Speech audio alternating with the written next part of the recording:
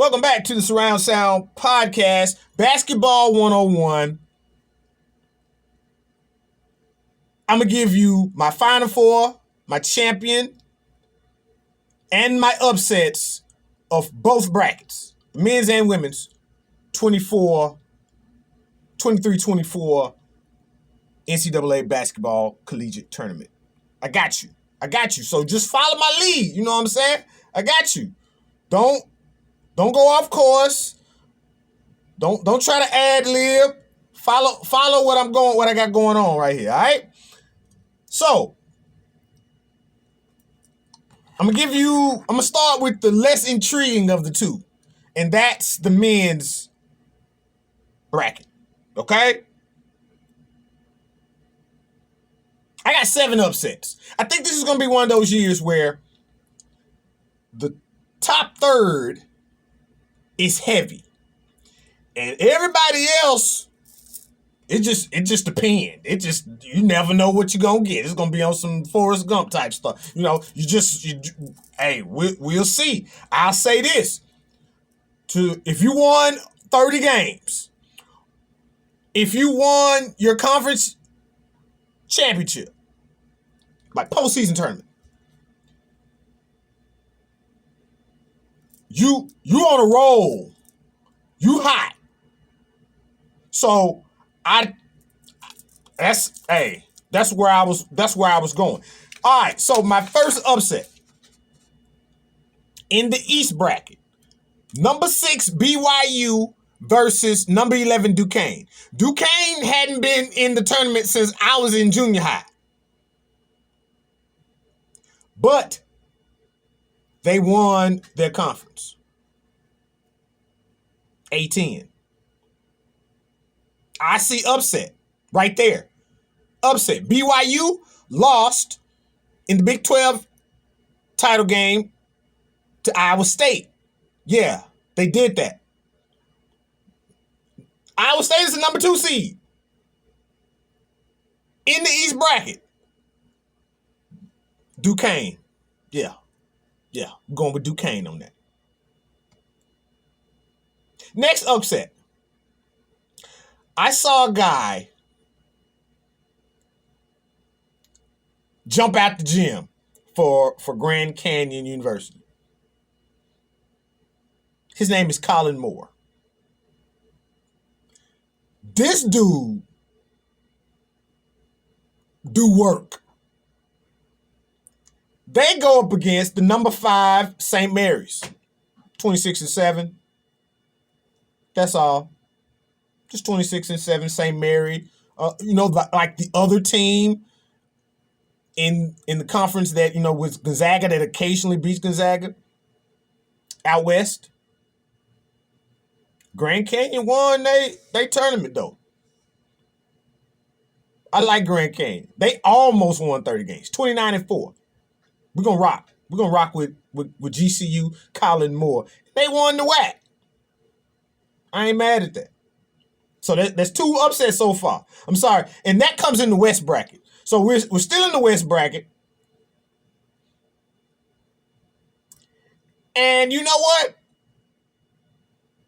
Alabama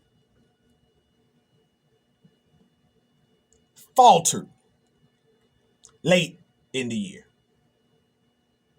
Lost to Kentucky, lost to Tennessee, lost to Florida. They lost to, better teams in the SEC. In their last 6 games, 3 of those games, they gave up 100 points. Y'all don't play any D. I'm glad it ain't Alabama because no D is being played. So it's good as Bama. College of Charleston, 9-game winning streak, 27-7. Winners of their conference. I'm calling upset, baby. I'm calling upset. So I see 3 in the West bracket. It is wide open. The last, and this is purely off of human spirit. And where another team, they got shaky this year. Number 2 seed, Arizona, plays Long Beach State, 15 seed. Long Beach State, their coach basically got fired before their tournament. Them boys won 4 games in a row. And their coach is still coaching.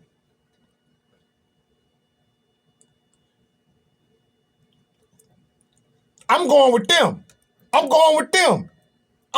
That human spirit plus Arizona being they was cool. They won 25-8.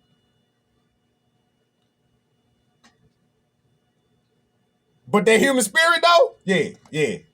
I'm calling it upset. I got 3 upsets in the Wild Wild West, B. Just like that.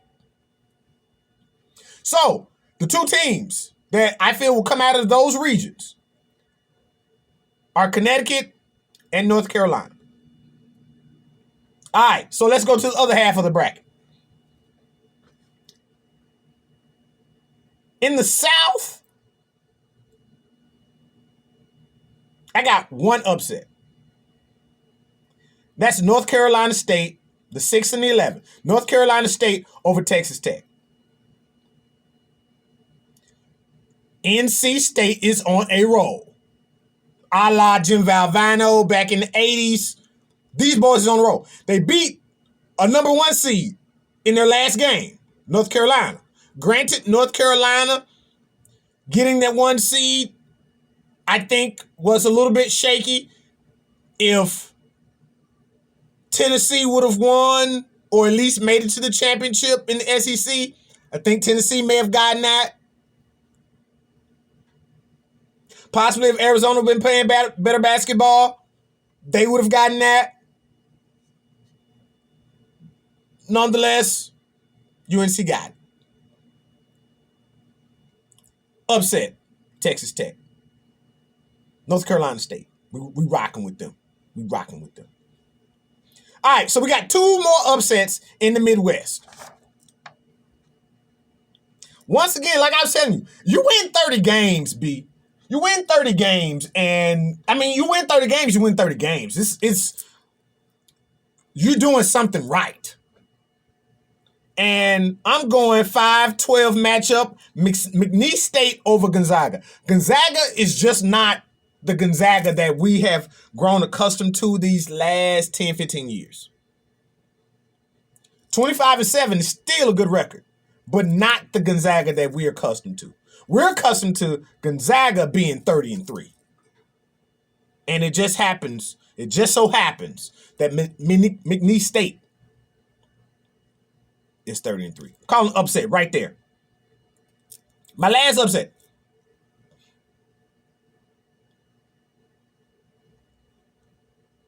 The number 11 seed, Oregon, over the South Carolina Gamecocks. Now, South Carolina defeated UT earlier in the year. However, in the second matchup, the Vols won. Oregon's coach has never lost he's like 7-0 in opening round NCAA tournament wins. He's 7-0. South Carolina, good team. I see them going home early.